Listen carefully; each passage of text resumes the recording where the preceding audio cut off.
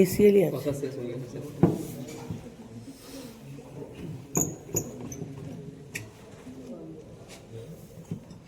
এবার এটা হচ্ছে অ্যাসিডিক পিএইচ ছিল, অ্যাসিডিক পিএইচ, ঠিক আছে?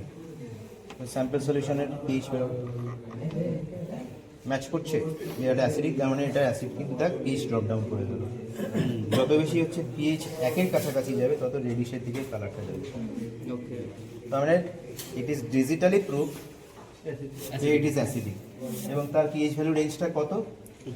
2 থেকে 3 মধ্যে, 2 থেকে 3 মধ্যে, তাহলে 2.6 এরকম আসছে।